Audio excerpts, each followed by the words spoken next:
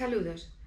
Quiero darte la bienvenida a este debate en torno a las competencias emocionales en la era COVID, nuevo rol del mando en equipos presenciales y en remoto. Este debate se integra dentro del proyecto realizado entre el Instituto Regional de la Seguridad en el Trabajo de la Comunidad de Madrid y el Colegio de la Psicología de Madrid. El proyecto Aula, que en esta segunda edición se centra en estos aspectos que tienen que ver con la salud emocional, la salud psicológica y el liderazgo. Mi nombre es Isabel Aranda, soy la vocal de Psicología del Trabajo del Colegio de la Psicología de Madrid y tengo el placer de presentaros a los dos ponentes que tenemos para este debate. En primer lugar, Ovidio Peñalver, bienvenido Ovidio. Un placer. Y en segundo lugar, Itziar Velasco, bienvenida Itziar. Muchas gracias. Voy a empezar por presentaros a Ovidio, alguien que en el sector de recursos humanos es muy conocido, pero aún así vamos a decir lo que ya sabemos todos. Ovidio Peñalver es socio de Isavia Consultores y es psicólogo coach por el Colegio Oficial de la Psicología de Madrid. Es el colegiado 23055. Él tiene diferentes estudios, por ejemplo, está diplomado en Organización y Recursos Humanos por la Autónoma, MBA por ESDEN, es, como os decía, psicólogo acreditado como psicólogo experto en coaching, especialista en psicoterapia por la EFTA, psicodramatista y especialista en psicoterapia también por la EFTA, coach ontológico por Newfield, especializado en coaching sistémico de equipos, está acreditado como PCC por ICF y coach ejecutivo senior por ECOC también. Conferenciante TED por Gran Vía y Top 100 de Thinking Heads. Autor de dos libros, uno de ellos Emociones colectivas, la inteligencia emocional de los equipos y El viaje hacia ti, este último que aún está presentando recientemente. Ovidio nos va a hablar sobre su perspectiva en torno a la gestión de emociones mediante el diseño de conversaciones difíciles. Yo te voy a invitar a que nos lleves a tu reflexión sobre este tema, pensando en esa salud psicológica que ahora nos importa tanto en las organizaciones. ¿Cuándo quieres, Ovidio? Bueno, Isabel, la verdad es que cuando me escucho la presentación digo, ya soy muy mayor, porque hacen falta años, ¿verdad?, para ir teniendo tantos títulos. Pero bueno, dicho esto en tono de broma, la verdad es que nos ocupa un tema realmente serio. A mí me gustaría hacer una panorámica general de en qué entorno estamos viviendo ahora para ver cuál es el gran desafío que tenemos pues como managers y directivos y mandos en las organizaciones, ¿verdad? O expertos en recursos humanos, o consultores, o coaches, todos los que trabajamos en la función de personas. Entonces, claro, realmente en el último año, y especialmente en el año de pandemia que hemos vivido, hay tres grandes hitos que marcan la nueva forma de trabajar. Uno es que trabajamos desde casa. Ahora estamos empezando a volver y luego veremos en qué porcentaje es más adecuado o menos volver, ¿verdad? Pero la realidad es que hemos estado un año, la mayoría, los que han podido, o bien en ERTE o bien trabajando desde casa, porque no se podía salir de casa literalmente, y esto marca psicológicamente, marca absolutamente a todos, a los clientes, a los trabajadores, a los responsables de equipo, a los dueños de empresas. Es decir, ha sido un experimento social que esto tiene su repercusión, y todos sabemos pues que para unos es muy cómodo trabajar en casa, pero para otros no, depende de que tengas niños, de cómo lo lleves, de que tengas un espacio adecuado para ello, de cómo te autogestionas tu tiempo. Es decir, hay muchas variables donde nos hemos reconocido en esta nueva forma de trabajar. Hay otro gran hito de este nuevo entorno y es el entorno tecnológico. Es decir, ahora mismo nos estáis viendo, nos están viendo, permitidme tutearos, por un medio online. Probablemente esto históricamente lo habríamos hecho más de forma presencial, y lo mismo ocurre con reuniones de trabajo, lo mismo ocurre a la hora de comprar en tiendas, lo mismo ocurre incluso viajando, y nos hemos tenido que adecuar a una situación donde la mayoría de las reuniones y la mayoría de las negociaciones, ventas, se hacen de forma online, y esto es algo nuevo que nos ha requerido de unas nuevas competencias y habilidades. Nos hemos reinventado, y algo diremos que el COVID, por desgracia, de positivo ha tenido, ¿verdad? Y bueno, muchas de las cosas vienen de lo que estoy comentando. Y hay un tercer eje, desde mi punto de vista, que es el más importante y el que probablemente más nos preocupa a los que estamos aquí, que es todo lo que tiene que ver con lo psicosocioemocional o afectivo, ¿verdad? Porque claro, Quien no ha perdido un familiar ha tenido gente gravemente enferma, ha tenido miedo de enfermar o ha enfermado y no ha sabido qué evolución iba a tener, o ha tenido miedo de contagiar a sus mayores y que pudieran fallecer. Hemos estado sometidos a una intoxicación durante un año de noticias verdaderamente dramáticas, porque se hablaba de muertes y de una situación sociosanitaria que nunca habíamos vivido. Ha habido muchísimo paro y sigue habiéndolo, con lo cual emocionalmente estamos en una situación que nos tiene preocupados a muchos de nosotros, colaboradores, mandos responsables o managers de equipos, emprendedores y directivos de cualquier compañía. Entonces, claro, ¿esto qué implica a la hora de gestionar equipos? Pues implica, uno, mantener la calma, como veremos luego en concreto con mi compañera Itziar, ¿verdad? De una manera más detallada y cómo podemos hacer esto, y luego mantener esa calma con nuestros equipos. Pero esto es pura inteligencia emocional aplicada a nosotros y aplicada a los demás. Hay algunos autores que hablan de un trauma social. Y todos sabemos que el trauma es algo que puede ser puntual, es decir, podemos hablar de que ha habido un accidente, pues un volcán, por desgracia muy reciente, o que ha habido, pues no sé, un abuso, o podemos hablar de traumas con T minúscula, que son los traumas complejos, que son los peores, que es cuando a un niño durante 5 años, siendo pequeño, le han dicho tú eres tonto, no vales para nada. Vale, pues esto a nivel social es algo parecido. No hay trabajo, nos vamos a tener que reinventar. Entonces hay mucha gente que esto le taladra la cabeza, literalmente hablando, y surgen esos miedos de yo seré capaz y voy a seguir trabajando después de un año en ERTE y ya tengo 55 años y si me quedo en paro lo que queda de mi vida y si no sé reciclarme. Por lo tanto, se ha generado una ansiedad social y una angustia que los directivos de empresa tenemos que ser capaces de autogestionar en nosotros y de gestionar en nuestros colaboradores y en nuestros clientes en un momento dado, por no hablar de nuestros hijos o de nuestros familiares.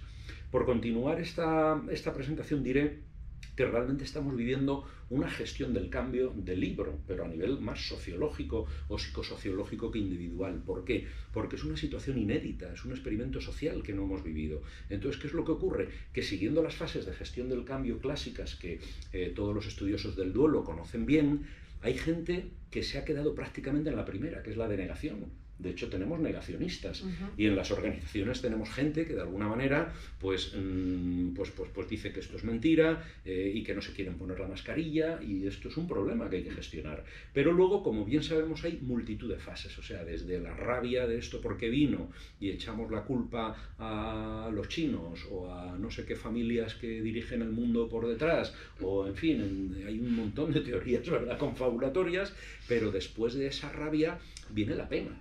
La pena de que hay un momento que tuvimos que no va a volver, que seguimos sin darnos abrazos tranquilamente, que seguimos sin ir al cine sin la mascarilla, que seguimos sin viajar alegremente por el mundo. Es decir, van a pasar meses, si no años, hasta que volvamos a esta situación.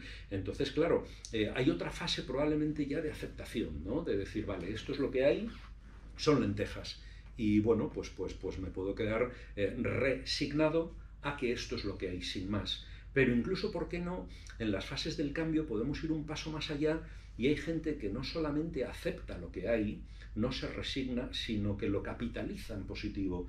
Y de alguna manera la resiliencia, que trabajamos mucho en psicología, la estamos viendo en mucha gente que trabaja, como diciendo, mira, me voy a reinventar, voy a aprovechar que tengo tiempo porque lo ahorro de traslados o porque no puedo viajar, y entonces voy a hacer un curso, aunque sea online, o de alguna manera, fíjate, esta idea que siempre había querido hacer y no había tenido tiempo, pues la voy a implantar. Es decir, que ha habido gente que verdaderamente ha capitalizado esta situación, sale fortalecida, y esto es lo que los managers, de alguna manera, sería muy interesante que capitalicemos en nosotros y que provoquemos de contagiar esto en nuestros colaboradores.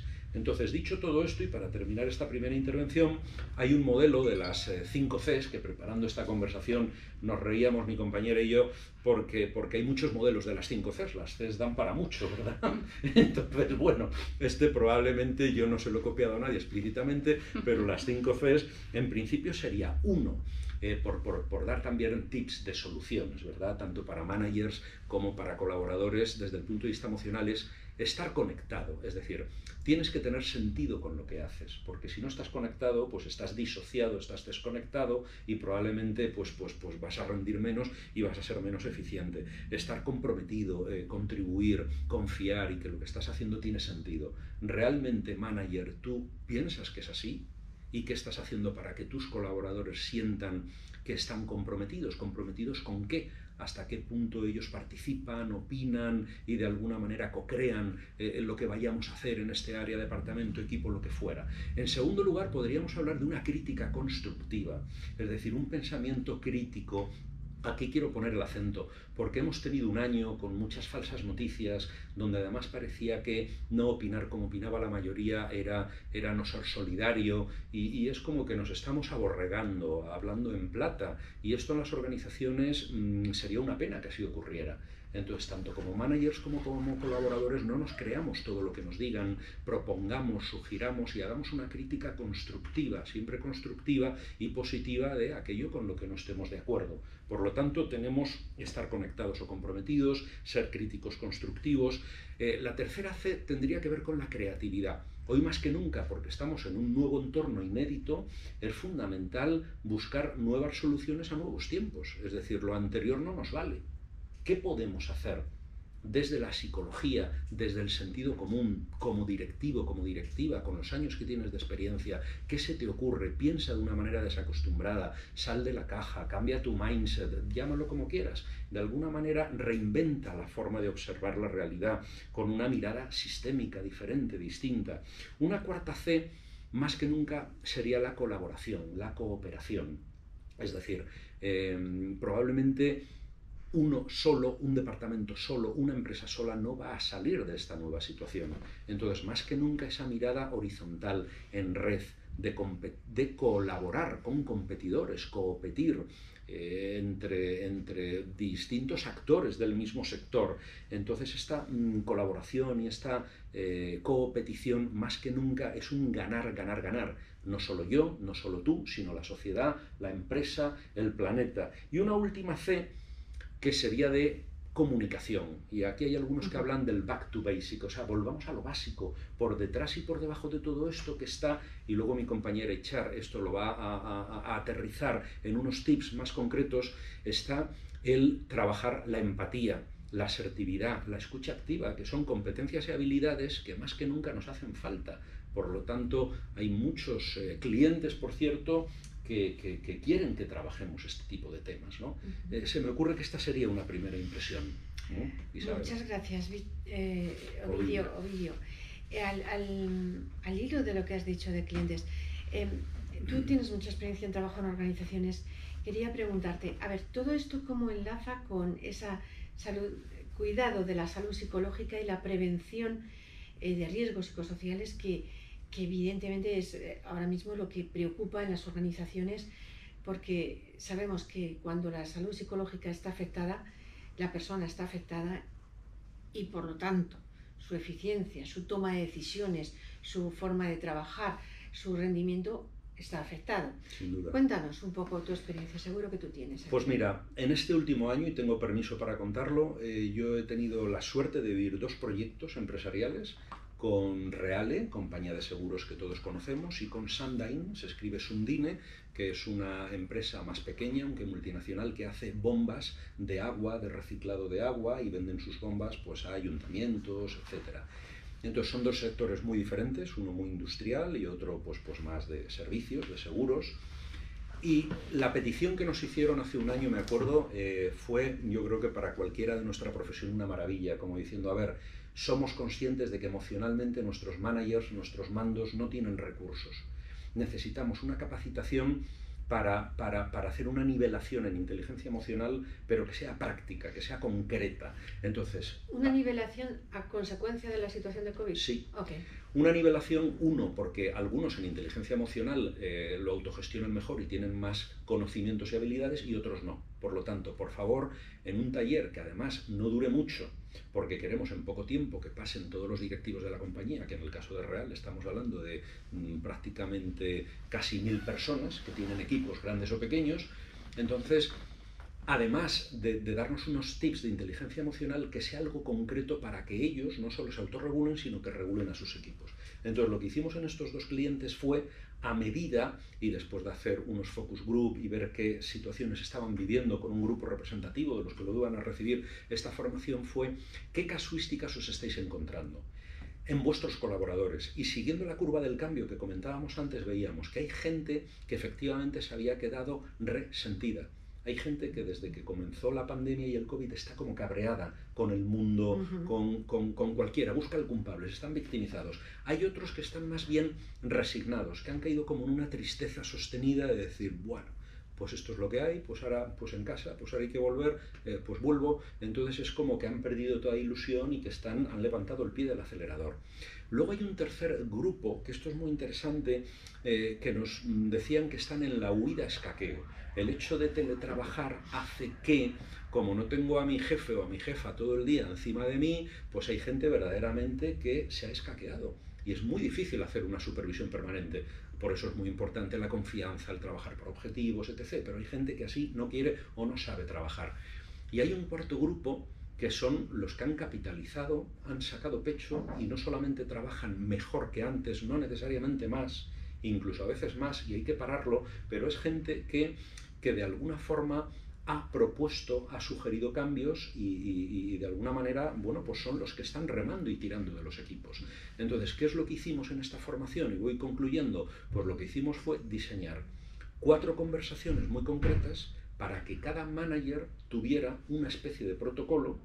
Primero diagnosticase de la gente que tiene en su equipo en qué tipo de reacción emocional está ante lo que está ocurriendo y según el diagnóstico que hiciera, qué tipo de conversación mantener con cada colaborador. Entonces fue una formación muy práctica donde hubo roleplay, simulaciones, cada uno se llevó su plan de acción y así es como durante 5 horas online, en un 2,5 más 2,5, en 2 webinarios, así es como hicimos esta formación. Los resultados han sido magníficos porque todo manager ha tenido una conversación con sus colaboradores individual en función a esta tipología que os he dicho. Y luego, por último, lo que mantenían era una conversación con el equipo en su conjunto, fueran 4 personas o fueran 24. ¿Para qué? Para ventilar de una manera ordenada cómo nos estamos sintiendo, qué está ocurriendo. Hemos vivido lloros en las formaciones, ha habido compañeros que han fallecido. Pocos, pero algunos han fallecido. Otros han tenido que pedir una baja porque tienen unas secuelas importantes del COVID. Otros han tenido gente muy cercana que ha fallecido, lo ha pasado muy mal. Con lo cual, no podemos cerrar los ojos a una realidad que está ahí. Emocionalmente nuestros colaboradores y nosotros como managers o como mandos necesitamos hablar de ello y tener herramientas para gestionar esta nueva emocionalidad. Esto, como dices, es nuevo. Esto es una demanda circunstancial sobrevenida. Esto no ha pasado nunca, es algo que los managers tienen que aprender a gestionar la emocionalidad, como tú manejas también el concepto de emocionalidad colectiva, ¿no? E individual de sus equipos. Eso es. Debido precisamente a todo el efecto de la pandemia sobre nuestras mentes y nuestra salud psicológica. Lo que tú planteas es un programa efectivamente de desarrollo de comportamientos, de desarrollo de competencias de los managers, pero que tienen un efecto en la prevención de riesgos psicosociales, esperemos que importante, porque lo que estás haciendo es anticiparte al agravamiento que puede surgir por la falta de atención, por la falta de escucha, por la falta de ventilación de esas emociones. Sí, y de hecho, fíjate Isabel, que ahí lo que se contemplaba de alguna manera, ahí el Departamento de Personas o de Recursos Humanos y el Departamento Médico, con prevención de riesgos laborales a la cabeza, coordinando estos 2 departamentos, lo que sí se hizo también es un protocolo de qué hacer con aquellas situaciones más críticas donde no sea suficiente con que el manager pueda gestionar con una conversación y entonces cómo derivar a través de especialistas y psicoterapeutas procesos de este estilo. Y no solamente se ha ofrecido esta posibilidad a los trabajadores en el caso de Reale, sino a familiares directos, que esto ya es encima un plus. Depende de la empresa. Sí. Muchas gracias, Ovidio. Excelente el trabajo que nos presentas. Muy bien, Itziar, pues voy a presentarte. Itziar es consultora de recursos humanos y coach freelance, psicoterapeuta en la Clínica de Salud Mental Alcalá Mente. de Alcalá de Henares. Es licenciada en Psicología por la Universidad de Deusto en la especialidad clínica. Lleva más de 20 años dedicada al desarrollo de personas en las organizaciones como consultora y como directora de recursos humanos de una startup tecnológica durante 9 años. Coach profesional certificada, practitioner en PNL e instructora del programa de entrenamiento de Mindfulness MBCT. En la actualidad compagina su labor como consultora y como coach organizacional con la práctica de la psicoterapia online y como miembro del equipo de psicólogos de una clínica de salud mental.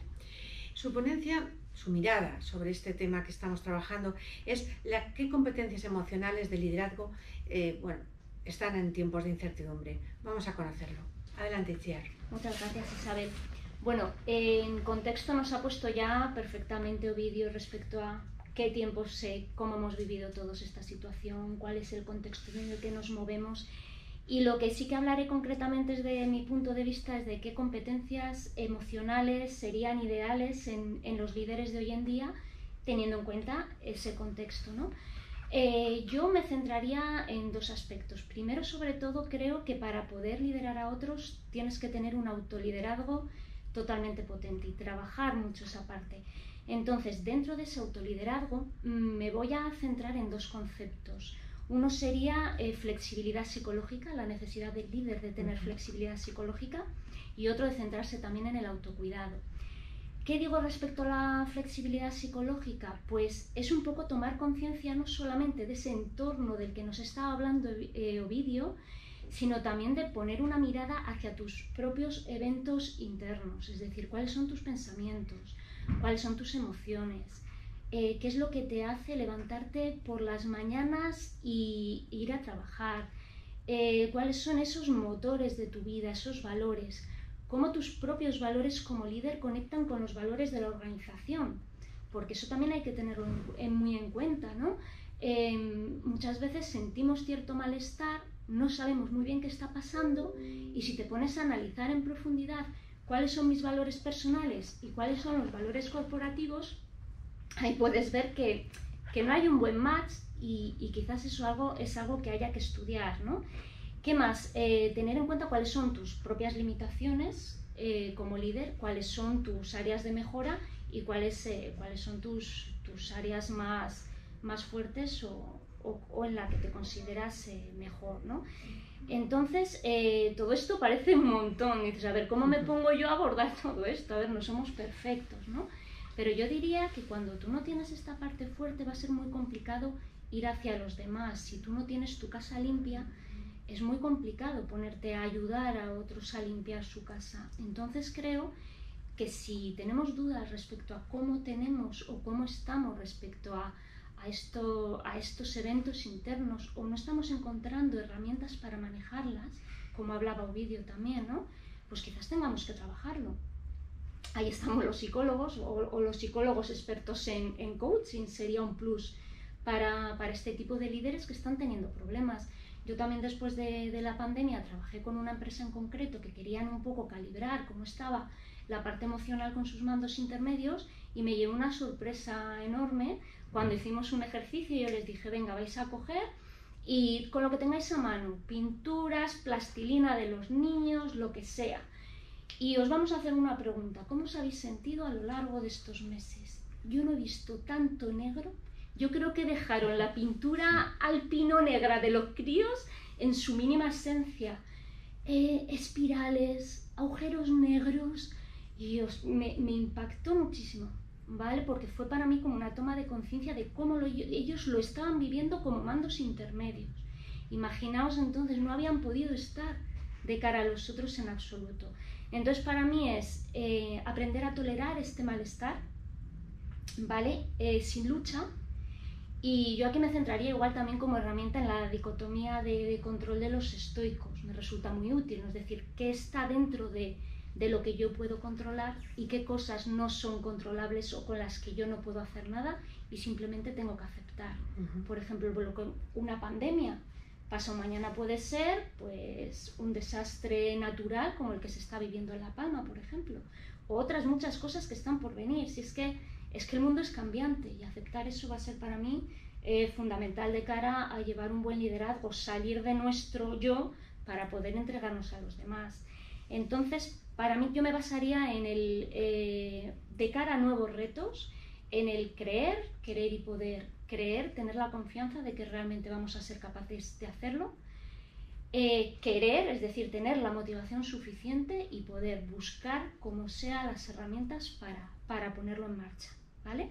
Esto en cuanto al tema de flexibilidad psicológica, que ya hay trabajo. Y luego ya el tema de tener cariño hacia nosotros mismos, el autocuidado, ¿no?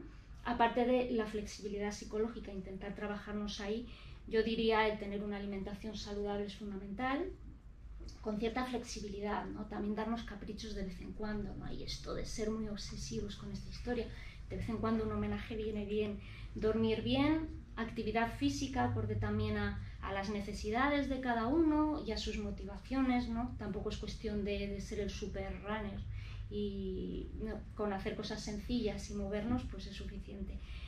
Conexión social y desconexión social, es decir, conectarnos con gente que nos alimente, que nos llene de energía, que nos aporte, e intentar desconectarnos socialmente de esas personas que nos drenan la energía y que nos dejan un poco al final del día como sin ganas de. Entonces, hay veces que no nos queda más remedio porque esa gente es de nuestro entorno inmediato, ¿no? Pero los vampiros emocionales, Ovidio. Total. Vampiros. Entonces yo creo que haría una especie de servicios mínimos, es lo que suelo comentarles a mis clientes, ¿no? Dentro de que es gente con la que quieres seguir en contacto, obviamente porque es parte de tu sangre o parte de tu entorno, decir, bueno, pues igual tengo que minimizar las veces que me reúno con estas personas y ampliar las veces que estoy con gente que realmente me aporta o me guía hacia donde me quiero ir, me quiero dirigir. Y luego también una cosa que me parece súper importante en el autocuidado es el entorno físico. El llegar a tu casa y estar en un espacio que te dé equilibrio y te aporte energía, te haga recargar pilas. Entonces sería un poco eso en el tema propio. Entonces ya una vez estoy yo bien y con esas habilidades para poder gestionar a los demás, yo diría que cuando nuestro ego ha quedado en su mínima esencia y nos quedamos en un liderazgo humilde, coherente y equitativo, es cuando ya podemos dar el salto y estar al servicio de los otros, que para mí es la esencia del liderazgo. Vale, me recuerda lo de los aviones, ¿no? Lo de primero póngase usted la mascarilla. Totalmente. Y después a los demás, ¿no? Sí, es que si no tiene sentido. Si estás con el foco en ti, esto es como al final como una linterna, ¿no? Si te estás poniendo el foco a ti, es imposible que veas lo que está a tu alrededor. Entonces es cuestión de decir, espera, vale, yo ya estoy medio arreglado, ¿vale? Medio arreglado digo, porque esto, ¿sabéis cómo es? Esto es toda la vida creciendo, desarrollándote, añadiendo nuevas herramientas para manejarte y luego ya, pues bueno, pues voy a enfocarme hacia lo que tengo fuera. Y un poco en el ejemplo que os he puesto es lo que yo veía. Digo, es que han estado tan centrados inconscientemente, entendedme que no es que lo hayan hecho a propósito, en su propio malestar, dolor, quizás esa victimización de la que ha hablado un poco Ovidio también, ¿no? De pobre de mí, ay, lo que me ha pasado. En el caso del que yo hablo no había habido ningún impacto emocional importante de muertes cercanas o de enfermedad propia. Había algún caso de gente que lo había pasado muy levemente o incluso asintomático, ¿vale? Entonces era como esos pozos negros que yo veía dibujados, decía, a ver, que estamos, ¿no? Que tenemos que ponernos al servicio de los demás. Va a ser difícil desde este punto de partida. Es complicado, o sea, ¿cómo vas a volver? Fijaros que estamos trabajando mucho la idea de liderazgo, ¿no? En esta situación, ¿cómo vas a ejercer tu papel, tu rol de líder cuando tú mismo estás metido en el pozo? Claro, Ovidio, tú nos has contado cómo se puede ayudar precisamente a los líderes a salir de ese pozo en el que prácticamente hemos estado todos metidos por algún tiempo más o menos largo, ¿no? Para poder liderar las organizaciones. Al fin y al cabo, si no creas esa confianza y esa seguridad en tus trabajadores, difícilmente pueden tirar para adelante. Pero claro, si tú estás en el pozo, a ver cómo haces eso. Claro. Sí. Ligando con lo que comentas de confianza, ¿vale? Yo ya, después de salir de nosotros e ir hacia liderar a los demás, yo creo que lo primero que se tendría que centrar la organización es en generar el compromiso, una de las Cs, generar compromiso. Y para mí, para generar compromiso, hay dos puntos sobre todo claves, que son la confianza y la comunicación.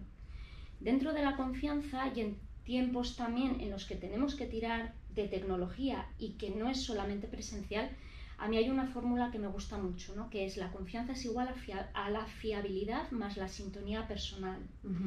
La fiabilidad sería la capacidad que tiene el empleado para realizar una tarea acorde a unos objetivos predeterminados. Es decir, si no podemos tener confianza en alguien, si no sabemos que de alguna manera es capaz de darnos resultados, o que si no es capaz de darnos resultados, se comprometa o tenga ese compromiso de hacerlo con cierto recorrido. Y por otra parte, la sintonía personal, que es la capacidad de, pues, esa relacional, de conectar con la gente. Entonces, en esta ecuación, para mí, si falta la fiabilidad, nos quedamos solamente con sintonía personal, que para mí eso es el cachondeíto puro, ¿no? El jiji jaja, que se puede tener en las organizaciones. Y si quitamos la sintonía personal y nos quedamos solo con la fiabilidad, nos quedaríamos con una empresa orientada a resultados exclusivamente, ¿no? Con un foco en el resultado, pierde ese centrarse en las personas y ya es muy difícil generar que esa confianza se genere. Entonces, para mí es conseguir el equilibrio entre estos dos puntos. ¿Y qué medidas podría tomar una organización precisamente para poner estos dos aspectos de una manera equilibrada? Pues mira, en cuanto a fiabilidad, tenemos que tirar de herramientas, pero yo las herramientas las tendría un poco como un medio, no como un fin.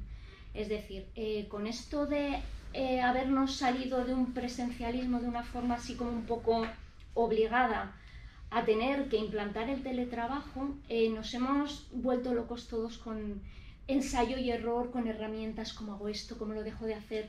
Para mí no es tanto eso, sino muchas veces decir por economía doméstica que tengo ya una organización que me esté funcionando, qué tecnología puedo utilizar, pero para qué quiero emplearla, ¿vale? ¿Cuál es el fin que persigo con esto? ¿Vale? Eso en cuanto a fiabilidad. Entonces ahora mismo, incluso la pyme más pyme, hay ofertas, hay tecnología en el mercado que te permite gestionar por objetivos. Pues yo qué sé, hay herramientas como Asana, por ejemplo, Basecamp, muy sencillitas, en las que tú realmente ahí puedes ya establecer una serie de objetivos y hacer un seguimiento exhaustivo. O sea, tenemos que asegurarnos de que hay una forma de más o menos seguir, llevar a cabo una gestión por objetivos en la que los empleados pues, nos puedan remitir las tareas. Y la parte de sintonía personal, habiendo perdido la parte presencial, es echarle creatividad, que muchas veces asocia la creatividad a gente que viene del mundo artístico, como si no todos somos creativos de alguna manera, es ver qué soluciones podemos aportar, es realmente qué quiero conseguir, no tanto la herramienta que voy a usar. Si quiero, para mí la sintonía personal es llegar a conocer mejor a la gente. La sintonía personal al final se consigue cuando conoces a la gente, cuando ves cuáles son sus necesidades, cuando comprendes lo que les motiva, cuando conoces lo que les gusta y ves dónde hay puntos de conexión, y eso solo se consigue pasando tiempo. Entonces es cuestión de utilizar, si nos están presenciales, esas herramientas para llegar a eso. ¿Y cómo lo puedo hacer? Si solamente hago videollamadas para hablar de temas profesionales, quizás pueda utilizar la videollamada para generar reuniones en las que el equipo hable de cosas más, de sus propios intereses, de cuál es la última serie de moda, generar un club de lectura, el utilizar eso para que no haya una aversión a esas herramientas. Por ejemplo, cuando en el caso este que os he comentado, tenían pavor al Zoom. Decía, aversión, el Zoom. Y yo, ¿qué habéis hecho con el Zoom? Porque yo me imagino Zoom y estoy pensando hablar con mi familia, con mis amigos de Estados Unidos. Me ha permitido durante el confinamiento conectarme a la gente de una forma positiva. Pero claro, es que habían atiborrado el Zoom a reuniones que muchas veces no eran necesarias. Y que se gestionan con unos criterios presenciales. Por ejemplo, no es necesario estar viendo el rostro de todos los demás. Eso es. Porque te agota, ¿no? O sea, con ver el rostro del que habla es suficiente. O sea, que también hay que aprender a utilizar esos medios para poder tener un equilibrio psicológico correcto, ¿no? Muy bien. Pues quería preguntaros, muchas gracias, Itziar, quería preguntaros a los dos. El título de este debate es Competencias emocionales para precisamente de los líderes en estos tiempos de incertidumbre. La verdad es que Lo que hemos podido ver es que, claro, como personas que son los líderes, pues han sufrido igual que los demás. Y entonces, su esfuerzo es mayor, voy a plantearos. Tienen que hacer un esfuerzo extra los líderes para poder meterse en el rol de líderes en estos tiempos de incertidumbre, me atrevo a decir incluso de inseguridad. Tienen que hacer un esfuerzo especial. ¿Qué tienen que hacer las empresas? ¿Qué pueden hacer las empresas para facilitárselo? ¿Cómo podemos cuidar su salud psicológica? Ya no la de todos los trabajadores, sino expresamente la de ellos. ¿Qué opináis sobre esto?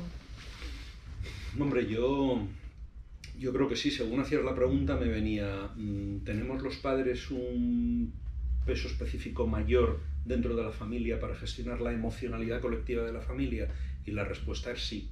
Sí, porque se supone que tenemos más recursos, se supone que somos modelo y ejemplo que se miran en nosotros, entonces la respuesta es sí. O sea, va en el sueldo de ti que eres manager o un mando intermedio, pues que tengas unas habilidades, unas competencias no solo técnicas, sino de gestión de equipo y gestión emocional. O sea, la respuesta es sí.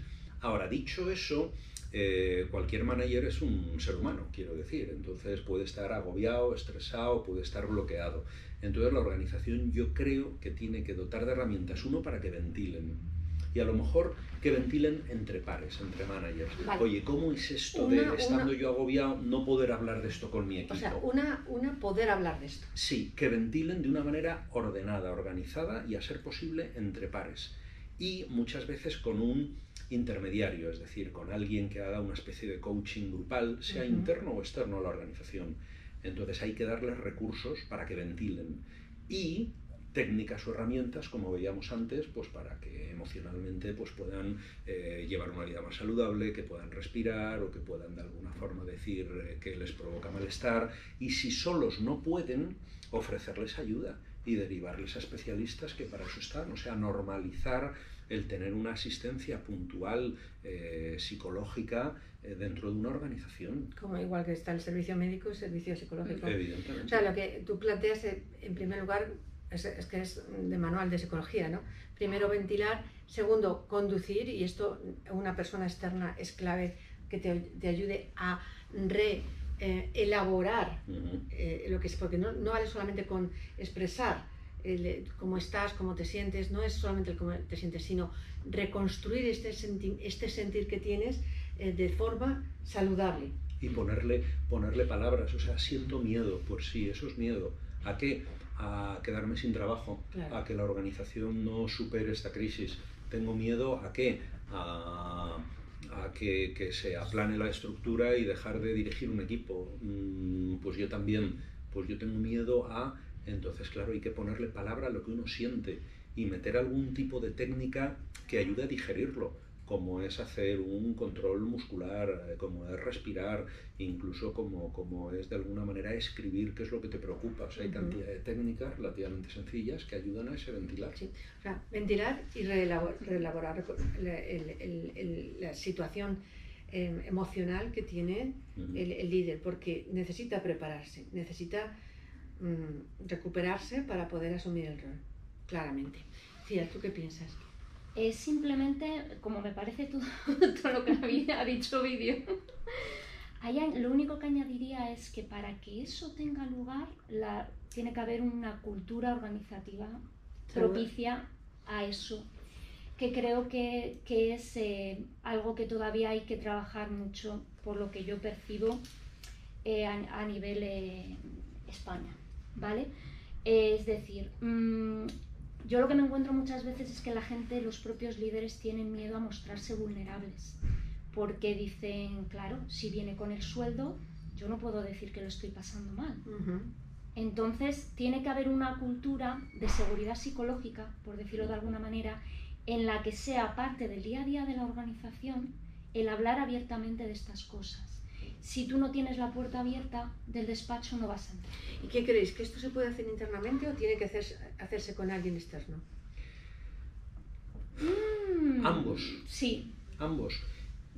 Yo conozco algunas organizaciones, y se puede decir porque ellos presumen de ello, como es verdad, era Endesa en su momento, o como es Mau San Miguel, que tienen un equipo de coaches internos, que es gente del área de personas, de recursos humanos, que se han preparado para esto, son coaches, algunos son psicólogos, coordinados por el Departamento de Prevención de Riesgos Laborales, que lo que hacen es a nivel colectivo e individual procesos de acompañamiento ante cambios, por ejemplo, pues en fusiones, en adquisiciones o ahora mismo de este estilo. Entonces, puede ser internamente.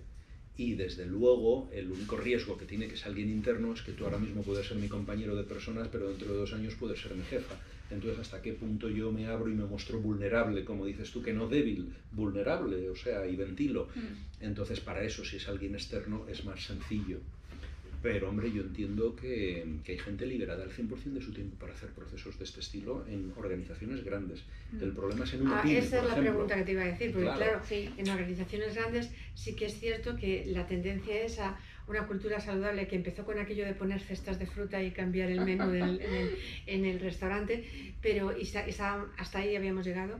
Pero claro, ahora la cultura saludable no es poner manzanas, no. es cuidar la salud psicológica. Esto es un cambio radical y además se ha puesto sobre la mesa, ¿no? La necesidad de trabajar, de cuidar, de desarrollar esta cultura psicológica. Las mutuas podrían tener un papel en esto importante.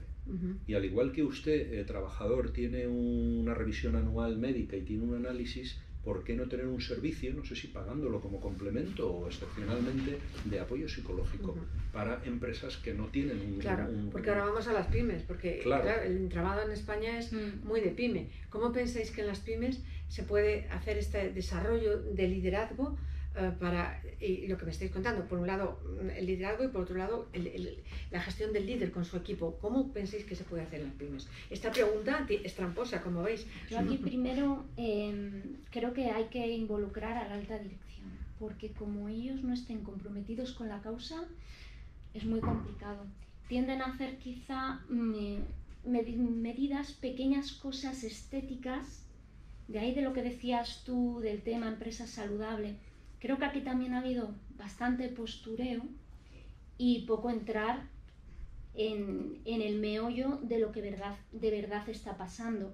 Yo me he encontrado con evaluaciones psicosociales en las que, por ejemplo, había un problema de sobrecarga del trabajo y que pretendían pues, que quizás con una formación de 8 horas voluntaria, pues eso se iba a corregir. Pero aquí esa sobrecarga, ¿de dónde viene? ¿A qué se debe? Realmente es la gente de abajo los que están necesitando, que seguro que viene bien esa medida estética.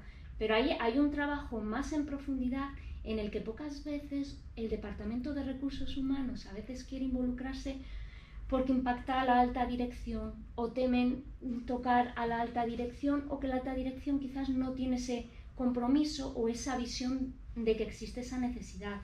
Entonces yo creo que tiene que haber un compromiso por parte del equipo directivo para decir, me pongo ahí, creo en ello, no me pongo a ello, creo de verdad. En el momento en el que creen, o sea, para mí dentro de un árbol, las raíces son la cultura organizativa, los valores y el liderazgo. Claro, o sea, todo lo demás está por encima. Lo que estamos planteando entonces es que depende de cómo la alta dirección plantea su concepción del negocio, en realidad. Totalmente. Porque ya no estamos hablando de competencias solo, de comportamientos, es que al final las personas que trabajan en tu organización requieren de una salud física y psicológica, y si no la tienen, no son capaces de trabajar correctamente. Entonces, tiene que estar en el ADN del negocio. Totalmente. La idea de la salud, del bienestar de las personas.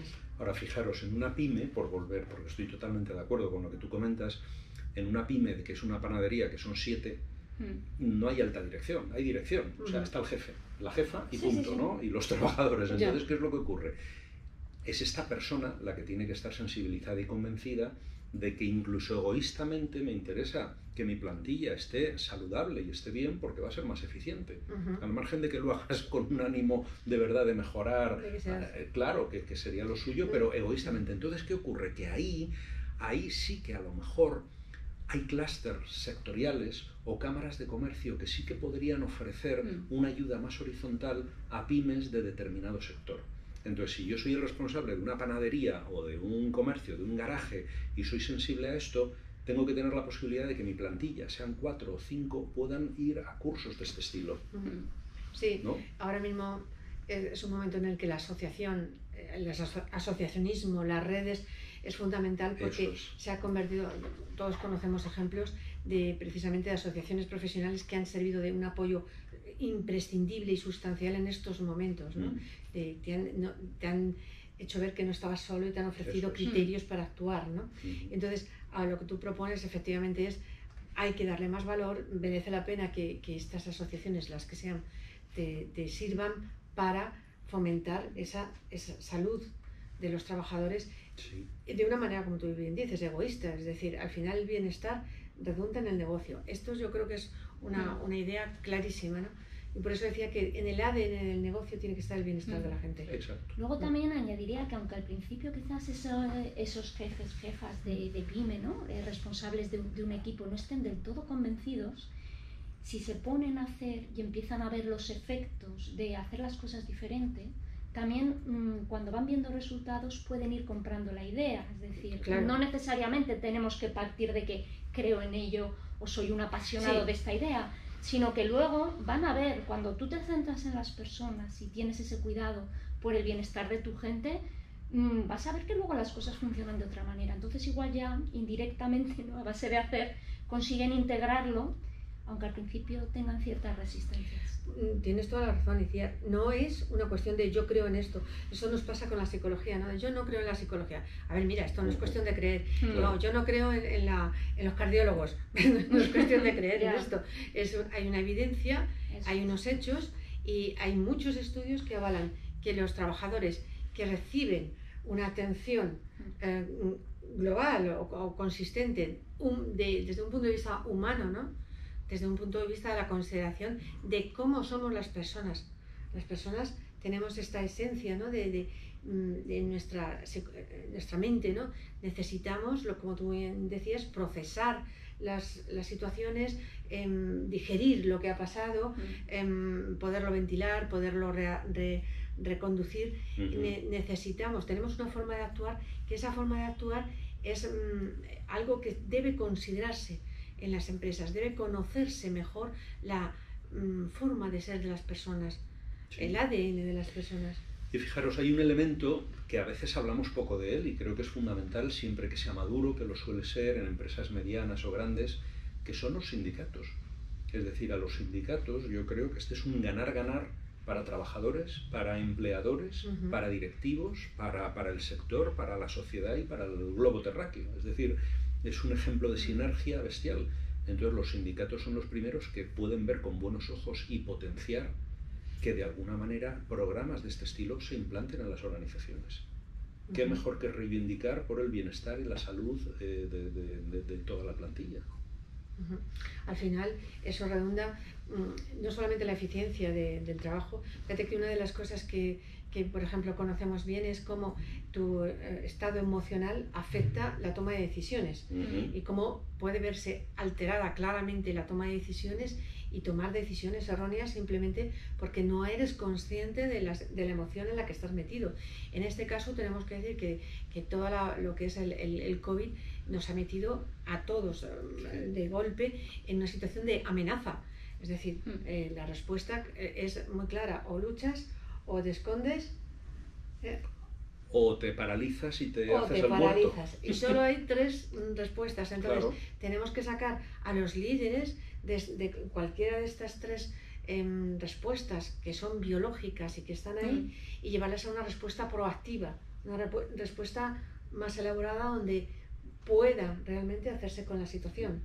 Creo que afortunadamente ahora se están teniendo más en cuenta las emociones. Es como decir, como que se tienen que tener en cuenta porque es que son parte de nosotros.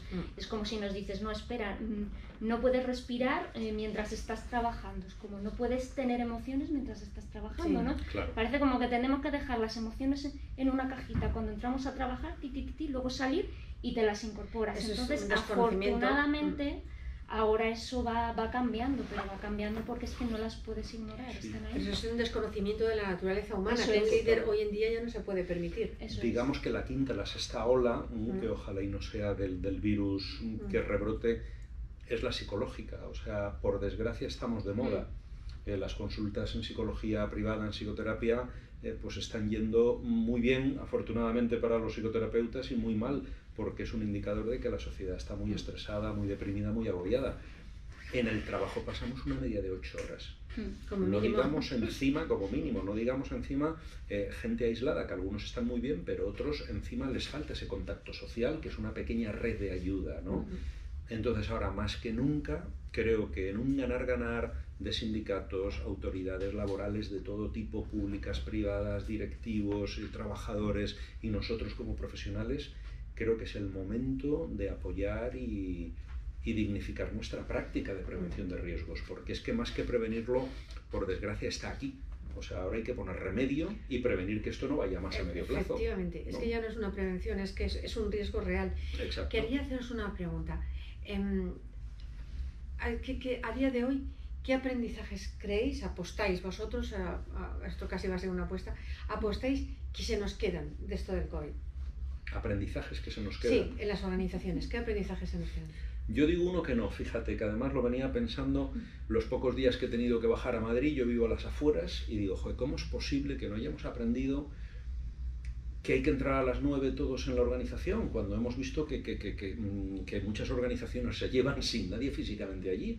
Entonces no hemos aprendido a flexibilizar, o vamos a ponerlo en positivo, aprendamos a flexibilizar más aún la entrada y salida en la organización. Ese sería un gran aprendizaje, aprender que claro. se puede trabajar con horarios flexibles y con presencia flexible, ojalá. Reuniones, yo no sé vosotras, pero yo he invertido, por no decir gastado, un día entero en ir a Barcelona o a Bilbao o a Sevilla para tener una reunión de 2 horas con un cliente, un proveedor, y decir, nos hemos gastado 400 y pico euros y todo el día para 2 horas. Y ahora, si hay un mínimo de chance, pues tenemos una reunión y no hace falta ir.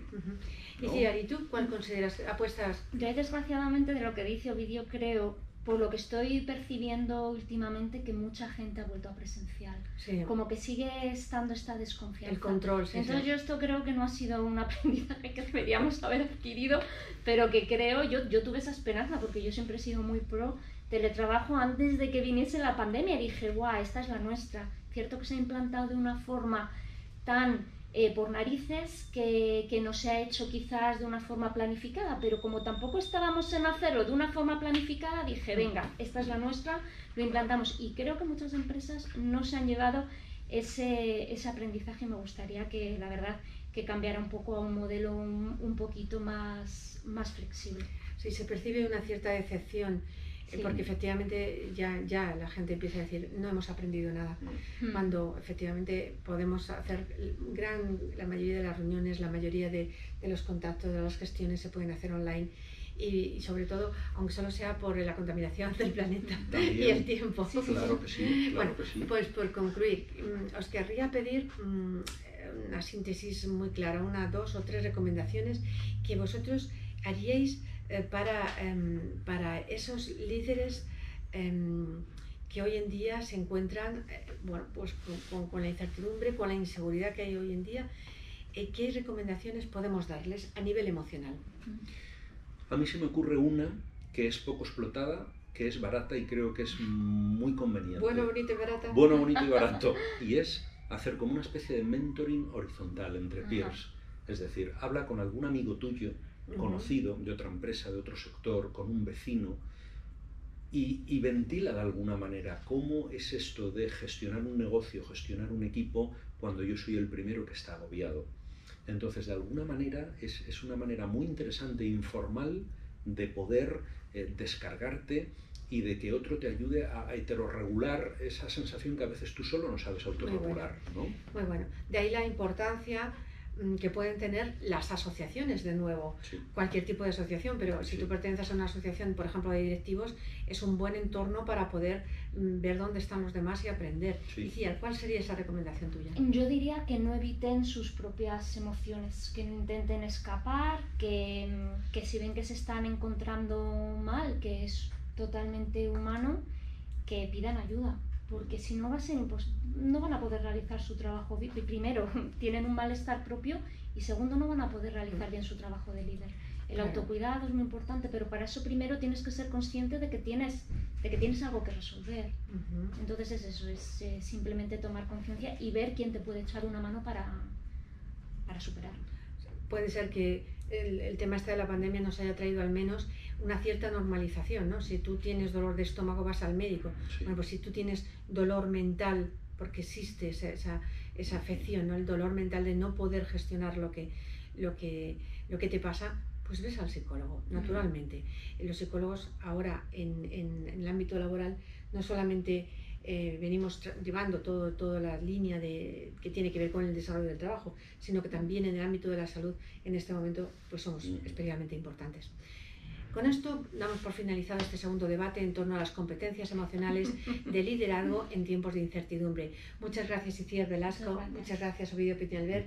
Un placer teneros con nosotros, y a los líderes que nos escuchan, pues que sepan que estamos todos en lo mismo. Es decir, es normal vivir lo que nos pasa, y que si el compartir y el recibir ayuda, sin duda alguna, son grandes soluciones. Un saludo.